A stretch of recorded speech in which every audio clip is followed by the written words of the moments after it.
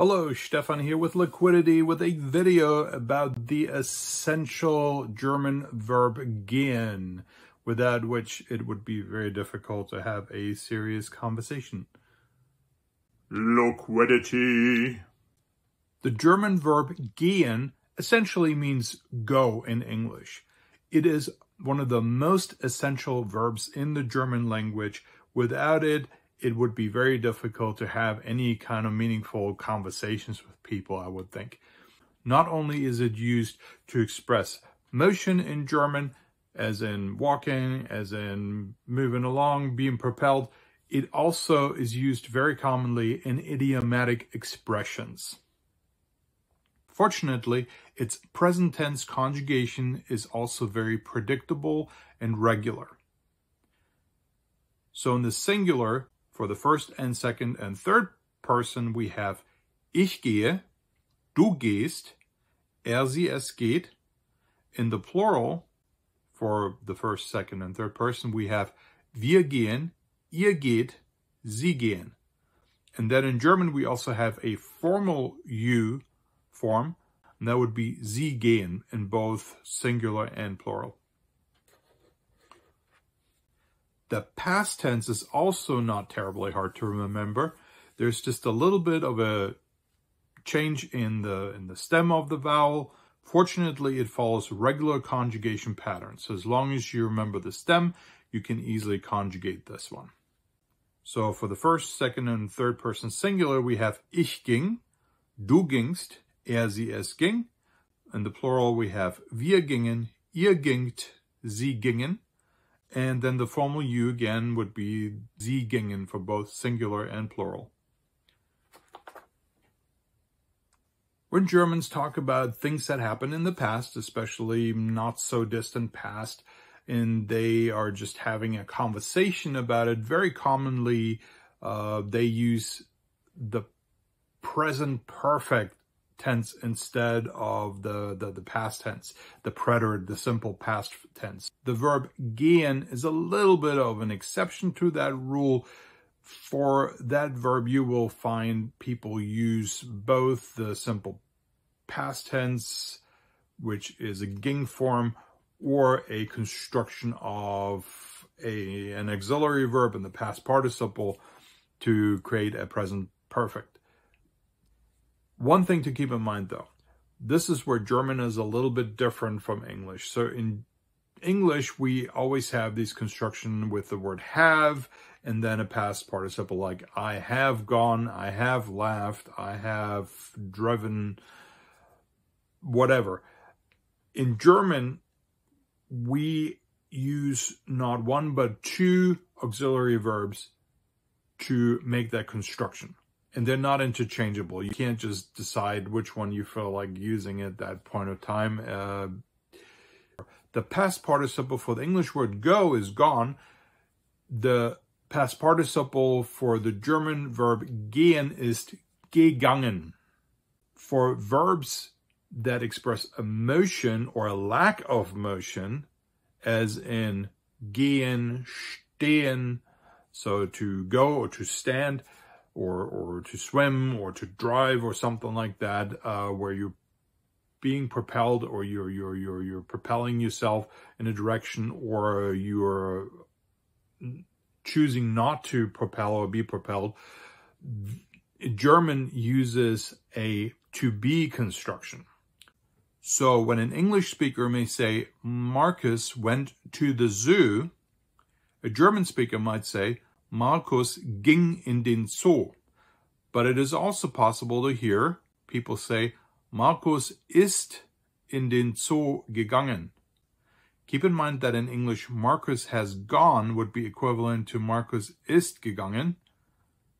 Likewise, the past perfect Marcus had gone would be Markus war gegangen. In German, since gehen is a motion verb that uses sein instead of haben for its perfect constructions, present or past perfect, non-motion and non-stationary verbs use haben, just like English, for the present and past perfect, as in Markus hat gelacht or Markus hatte gelacht, which in English would be the equivalent of Marcus has laughed or Marcus had laughed. In addition to simply meaning to walk, to go, to be propelled in some way, shape, or form, the verb gehen also takes on the meaning of to function, to work in that sense, to be sustainable, to fare, to be appropriate even, to be bearable, depending on the context, depending on how the idiomatic expression is put together, and also often depending on the context and how it is being intoned, how it is being said, the intonation of it, the tone of voice. Let's go over some examples. First of all, let's talk about when it is used to mean to function or to work, in the sense that it's working properly, right? Geht es? Ja, es geht. Does it work? Yes, it works. So this is often used with mechanical things, but also in general with anything that, it's supposed to be functioning. It could be any kind of machine, but it could also be maybe a recipe or something like that. Some kind of process. It could also be a process. And another example. Wie geht das? Zeig es mir. How does this work? Show me it. Let's look at some examples where it means to fare, where in English we would use the word to do, how somebody is doing, basically. Wie geht es dir? Geht es dir gut? Ja, mir geht es gut. Und dir? How are you? Are you doing well? Yes, I'm doing well. And you? Notice that the dative form of me and you are used, mir and dir.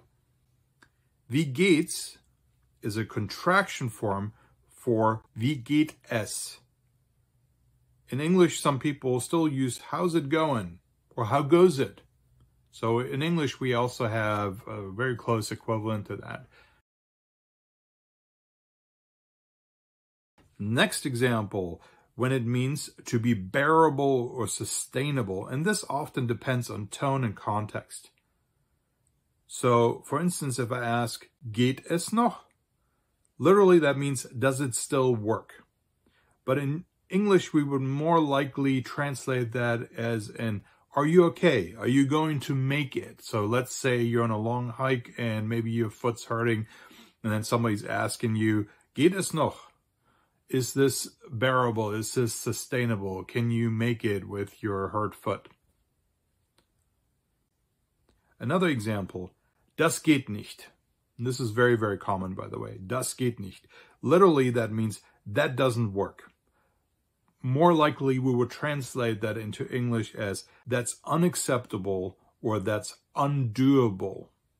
That's just not done. You may also hear people say things like, das geht nicht gut. Or in a metaphorical sense, people might say, das geht in die Hose. This is very common, by the way. Literally, these mean that is not going well, or that will go in the pants. Figuratively, meaning someone is experiencing an accident in one's pants. We would translate that into English more likely as, that's not going to end well. With a certain intonation of disbelief and frustration, or even anger, you may hear people say, ja, geht's noch? And in English, we would translate that as, are you serious? Are you kidding me? That can't be right. Here's another example. You will hear people say things like, es geht nicht anders. It goes not differently, literally, but obviously we would translate that into English as, there is no other way. Oh, that's the only way to do this. In English, we have a lot of expressions where we combine go with another verb, as in, I'm going shopping, I'm going whatever, right? I'm going swimming, I'm going jogging. In German, we also have these expressions, so you might hear constructions like ich gehe einkaufen, ich gehe schwimmen. Thanks for watching. Danke fürs Zuschauen. I hope you enjoyed this video. If you did, please give it a like. Please check out my other videos on my channel, on my different playlists. If you enjoyed them, please subscribe to my channel. And feel free to leave any comments or questions. I'll be happy to respond to them as best as I can. And take care, everybody. Bye. Tschüss.